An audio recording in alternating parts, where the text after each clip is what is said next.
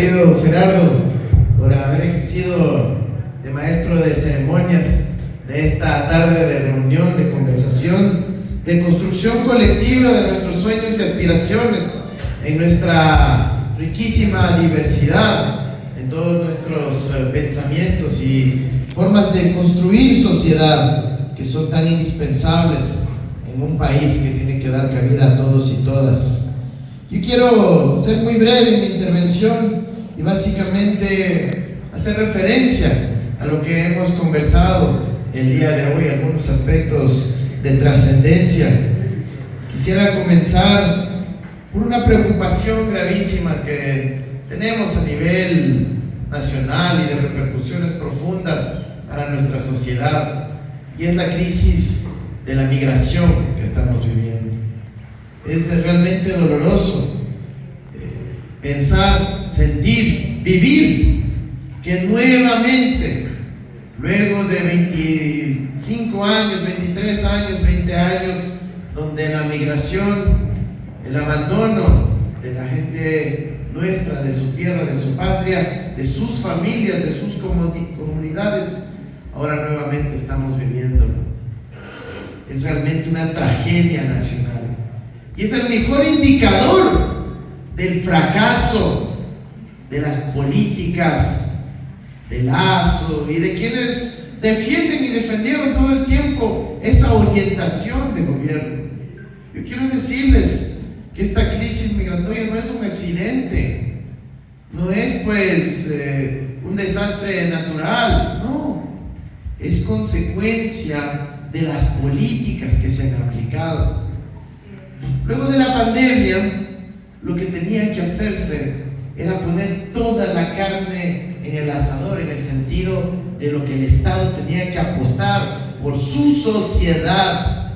Había que invertir para reactivar la economía rápidamente y frenar la crisis, la parálisis y el efecto negativo que tuvo en todo el resto de la economía a lo largo y ancho de la patria.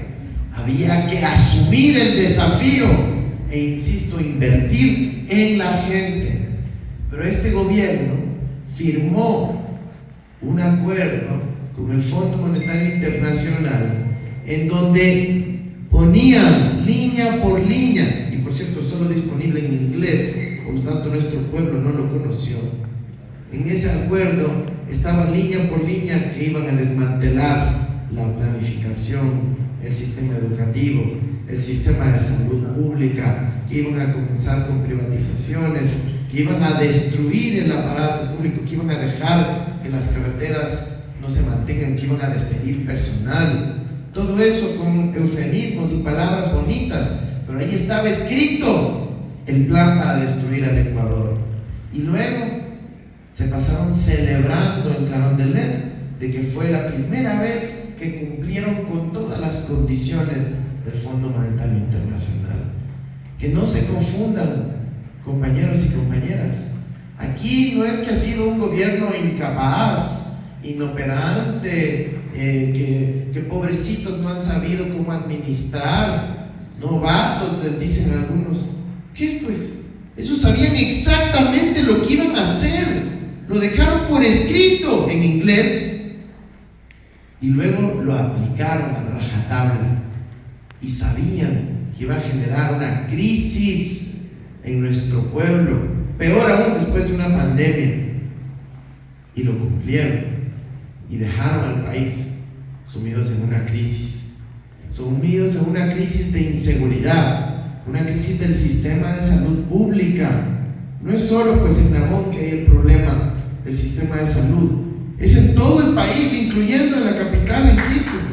Es doloroso.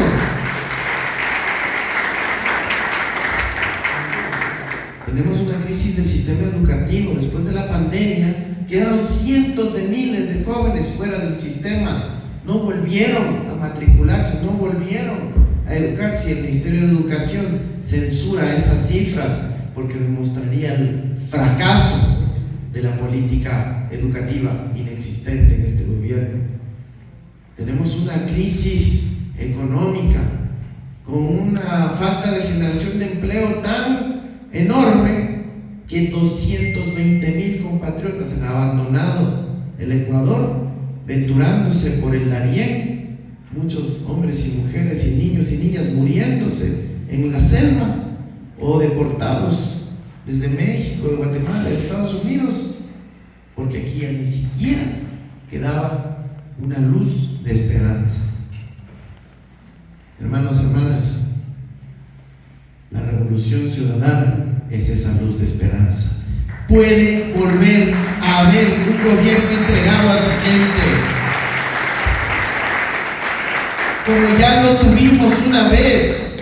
No necesito prometerles ni llenarme de demagogia ni de retórica, solo apelo a su memoria, que fue en el gobierno de la Revolución Ciudadana, con Rafael Correa a la cabeza, que en vez de que la gente abandonando esta patria, empezó a volver, empezó a decir: no, si está mejorando el Ecuador, si va a haber oportunidades, va a haber buena educación, va a haber unidades educativas del milenio, está funcionando la seguridad social, podemos hasta jubilarnos en el Ecuador, podemos hacer que nuestros niños crezcan en el Ecuador, podemos ver que reciban becas para luego estudiar en las mejores universidades del mundo y aportar aún más al desarrollo de mi país. Y empezaron a volver los ecuatorianos a la patria, a su tierra.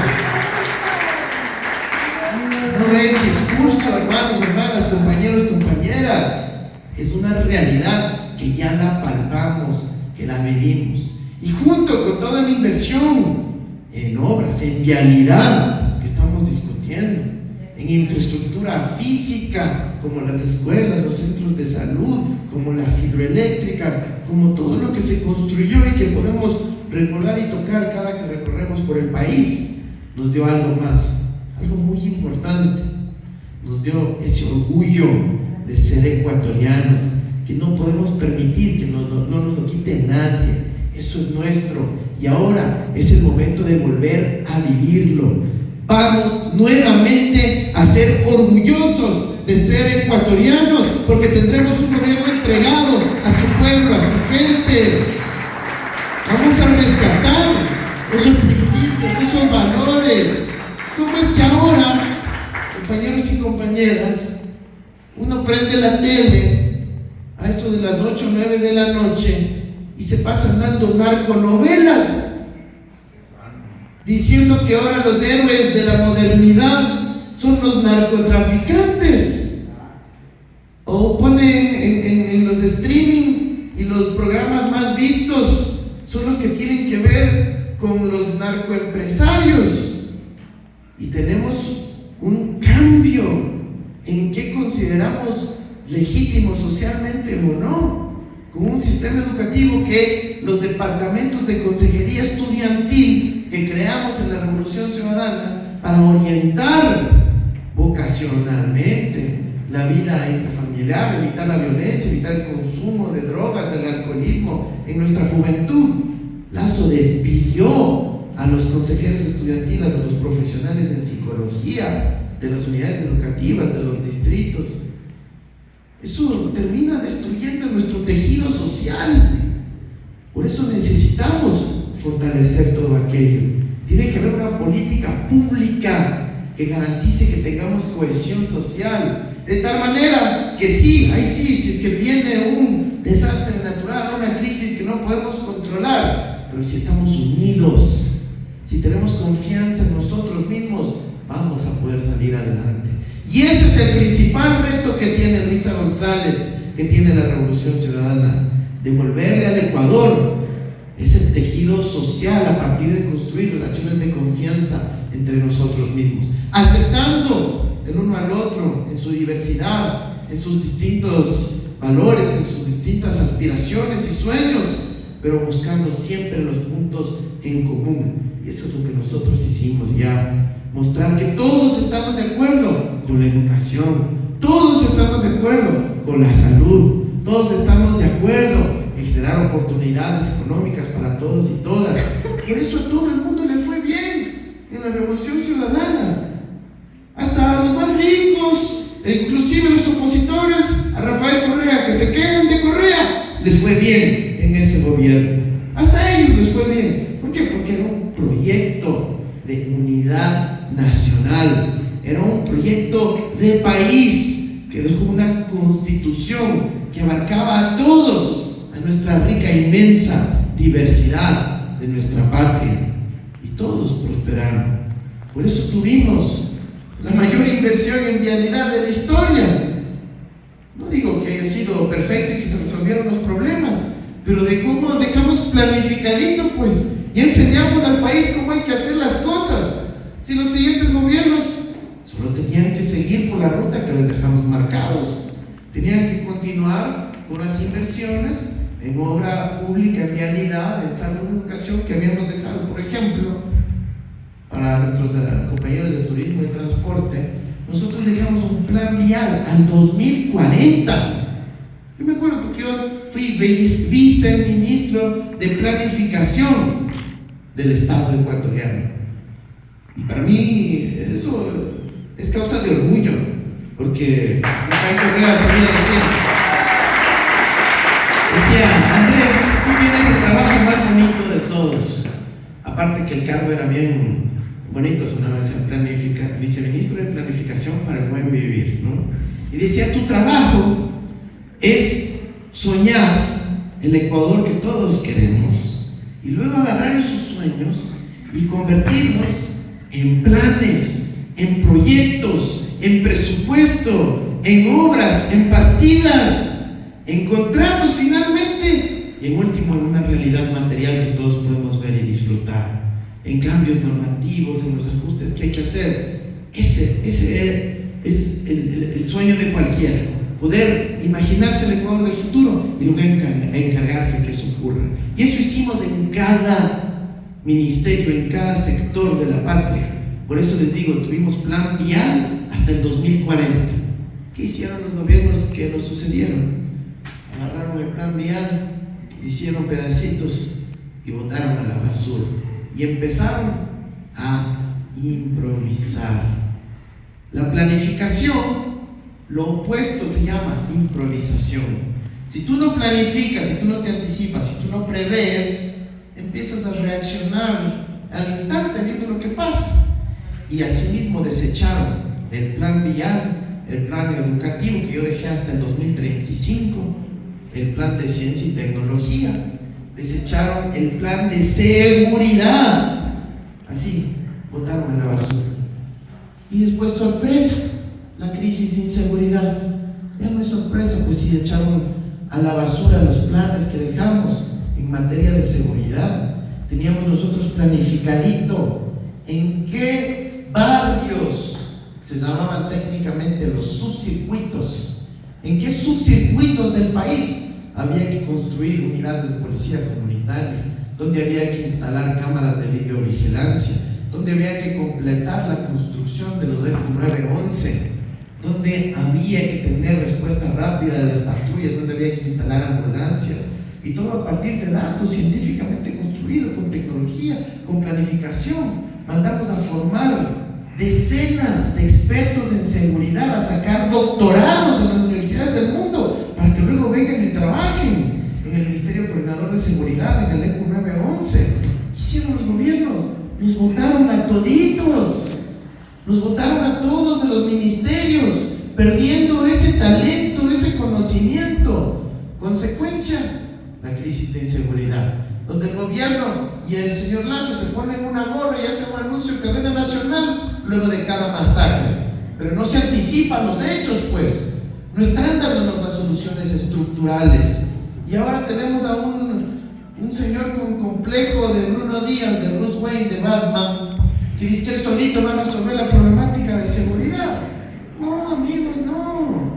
Esto se resuelve con la fuerza completa del Estado, pero no solo pues con la policía y militares, también con la inversión social, con el tejido social y productivo, generando trabajo, invirtiendo en educación, invirtiendo en sociedad.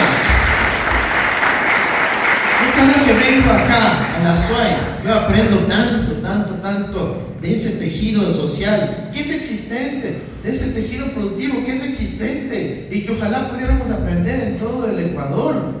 Porque aquí, y seamos sinceros, Aquí sí hay tejido social, hay barrios organizados, hay alarma comunitaria y la comunidad sabe también defenderse, y es muy importante que haya ese tejido social.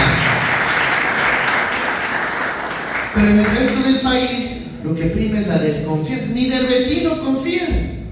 Entonces estamos viviendo en un Ecuador cada vez más alienado, más encerrado, ¿no es cierto?, con una reja y sin la construcción del tejido social. Esa es nuestra principal tarea, esa es la principal tarea que tiene Luisa González, nuestra futura presidenta. Pero bueno, me desvío un poquito y quería responder las inquietudes. Lo que les quiero decir a partir de todo esto es que nosotros sabemos lo que hay que hacer en el Ecuador. Primero porque lo construimos con todos ustedes, porque estamos permanentemente escuchando y convirtiendo sus preocupaciones, sus peticiones, sus inquietudes rápidamente en lo que se denominan instrumentos de política pública. Eso podemos cambiar en tal acuerdo ministerial. Eso podemos regular de esta manera. Eso requiere un proyecto de inversión de esta otra. Eso podemos coordinar para que el municipio lo haga. Y así, dando soluciones. Una máquina de generar soluciones. Y en eso ustedes confían, porque yo tengo que prometerles, sino simplemente recordarles. Con Correa recorrimos el país entero haciendo gabinetes itinerantes, hablando directamente con la gente. Se llama democracia participativa. Entonces íbamos y nos fuimos a Nabón y escuchamos a la gente ahí mismo, directo, así como ahora, a ver cuáles son las preocupaciones. Y con todo el gabinete en pleno, con todos los ministros. Ahí estaba el Leo, compañero del gabinete ministerial, ahora futuro asambleísta de la ciudad. Ahí estaba la nave también en el equipo.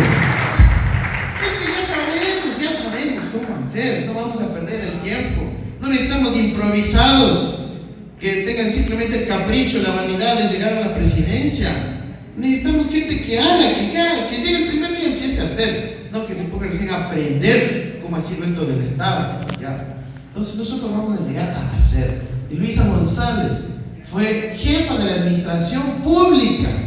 Nadie más capaz de cómo funciona el Estado, el gobierno, los ministerios, para dar soluciones a nuestra gente.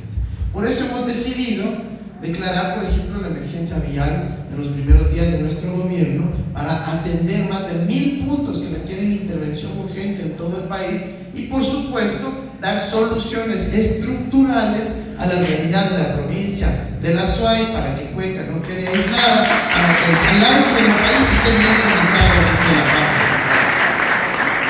No voy a entrar en detalle, pero hay que generar las vías tanto a la Amazonía, a Loja, a varias vías hacia la costa, los distintos puertos y obviamente para conectarnos con Chimborazo y el resto de la sierra. Pero eso requiere obviamente que tengamos los estudios, la planificación y la acción, que es lo que ha estado ausente en estos últimos tiempos. Solo la vialidad ya desencadenará un montón de cosas. El tema del turismo, el tema de mejores precios, el tema de las condiciones para nuestros agricultores, el tema del transporte de mercancías, la movilidad de las personas, habrá menos cáncer. Bueno, ustedes saben todo lo que va a disparar y generar todo aquello, oportunidades de trabajo y empleo para nuestra juventud. Pero también vamos a trabajar alrededor de un elemento que ya mencionaste de Victoria del Portete. Yo también fui con Rafael Correa a inaugurar la unidad educativa del Milenio y claro que estamos orgullosos de ver que todo eso en nuestra parte.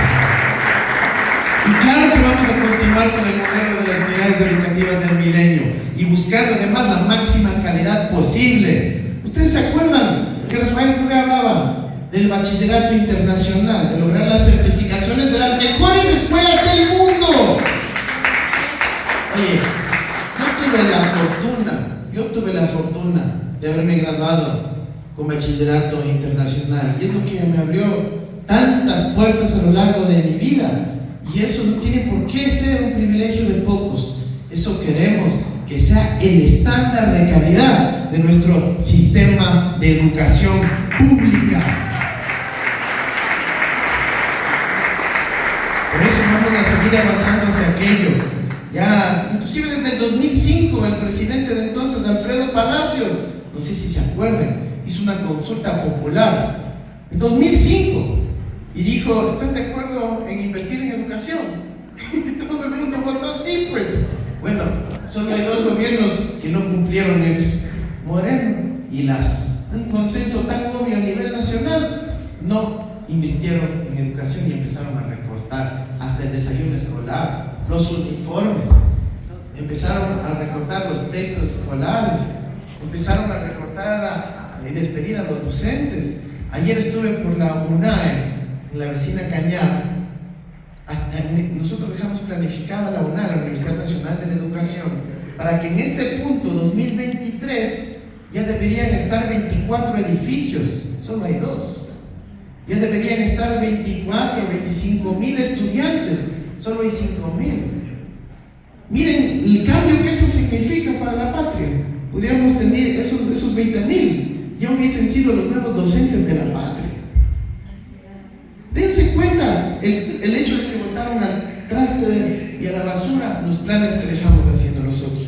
Y eso que esos 2 edificios están construidos, porque yo personalmente dejé firmando la que se llamaba la certificación presupuestaria plurianual. Es decir, que aunque cambien de ministro, igual tenían que seguir con el proceso. Si no hacíamos eso, ni eso hubieran acabado.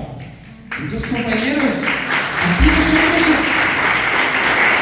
desde el 2016, 2017, con Correa decíamos, nosotros no estamos aquí para trabajar simplemente por las próximas elecciones.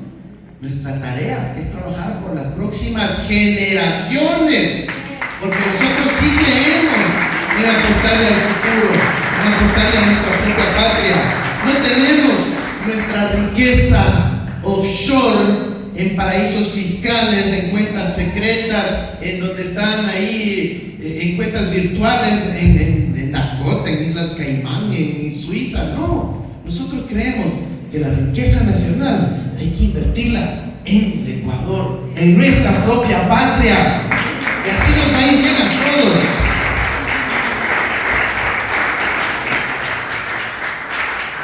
Hemos hablado de los precios, hemos hablado de la importancia de invertir en el campo, por supuesto que sí. Vamos nosotros también a fortalecer a nuestras prefecturas. Hemos decidido repatriar, traer de vuelta al Ecuador $500 millones solo para gobiernos locales, municipios y prefecturas, para que ellos también nos ayuden a que haya obra pública en todo el Ecuador. Indistintamente de cualquier partido que sea, nosotros no vamos a aportarnos como se aportaban con nosotros. A nosotros nos persiguieron, a nosotros nos excluyeron de todo, nos proscribieron hace 2 años. Yo me tuve que lanzar con partido prestado y en el camino casi nos sacan del juego. Bueno, sepan que nosotros no tenemos tiempo para andar persiguiendo. Nuestra prioridad es trabajar por todo el Ecuador, por todos los ecuatorianos. Ya lo dijo Luisa González.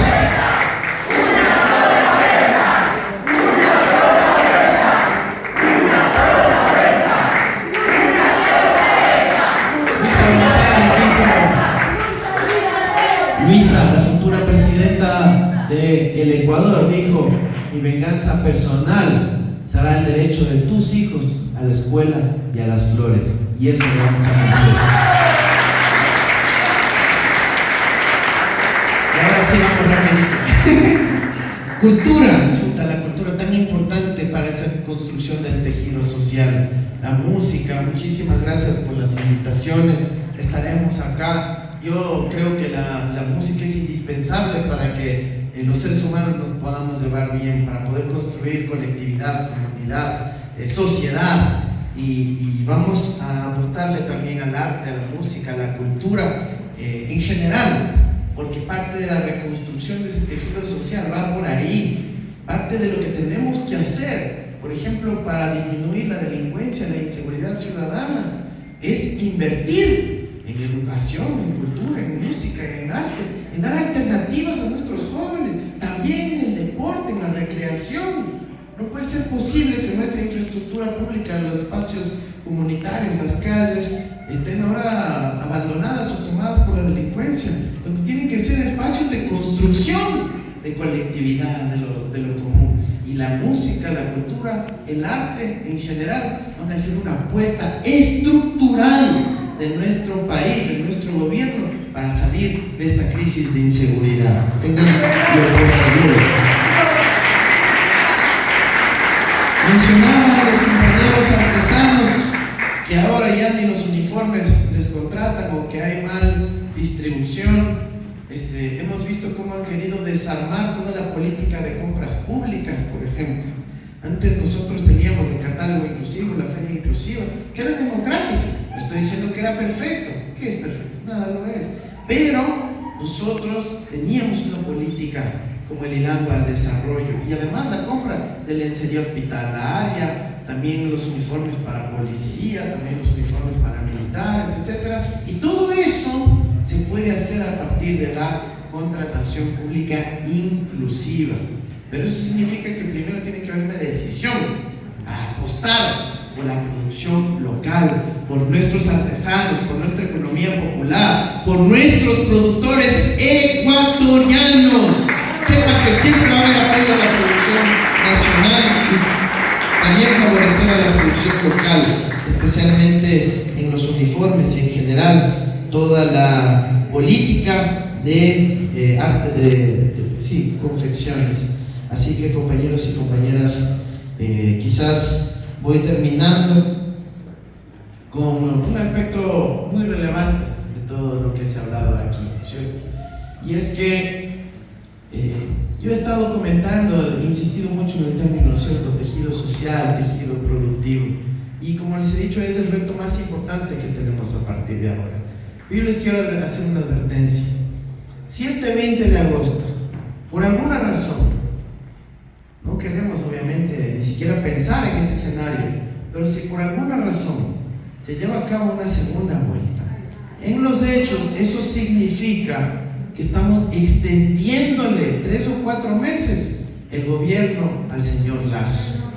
Y yo lo que les pido es que hablen compañeros, escúchame, hablen por favor, con todos. Yo sé que ustedes tienen unos WhatsApps ahí enormes con un montón de contactos. Y hay gente que ustedes todavía no se han atrevido a llamarles, a mandarles un mensajito y decir, no, es que este sabe estar con... No. Ahora vamos a escribirles, a mandarles un mensajito o a llamarles por teléfono y decirles, verás, amigo, hermano, vecino, compañero, si no se gana el 20 de agosto, lo que estás es dándole 4 meses más al Guillermo Lasso, y con un agravante, que según nuestra constitución, el presupuesto del próximo año, es decir, el presupuesto del 2024, donde se definen las obras, donde se definen los presupuestos de educación, donde se definen cuánto le dan a los municipios, etc., tiene que enviarse hasta el 30 de octubre de cada año. ¿Qué pasa? Que si es que hay segunda vuelta, el 15 de octubre sería la elección, pero la posesión sería un mes después, es decir, el 15 de noviembre o inclusive después de eso. Entonces, ¿a quién le tocaría enviar el presupuesto del 2024? Es decir, a Lasso. Entonces, no podemos extender nuestro sufrimiento. Sería darle a Lasso el regalo de que pueda simplemente gobernar un año más, pero sin estar ahí. Nos dejaría con las manos atadas, nos dejaría sin capacidad de movernos, porque están además aprobando decretos leyes para restringir el espacio fiscal. Entonces, para eso es indispensable, y eso es lo que tienen que decir a los que no sean totalmente ni correístas, ni de la lista 5, ni que no, los que son ahí más o menos, los que nos falta por convencer. A ellos les decimos, compañeros, compañeras, si tú no das la victoria el 20 de agosto, le estás regalando el presupuesto del próximo año y dando 4 meses más a Guillermo Lasso. ¿Ustedes quieren que Guillermo Lasso tenga 3 o 4 meses más de gobierno? Por eso, la solución el 20 de agosto es todo todito 5 y ganar en una sola vuelta.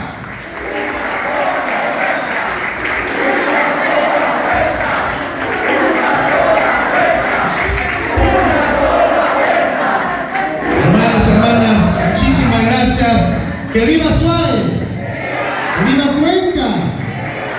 ¡Que viva el Ecuador! Muchas gracias, queridos compañeros de la mesa directiva.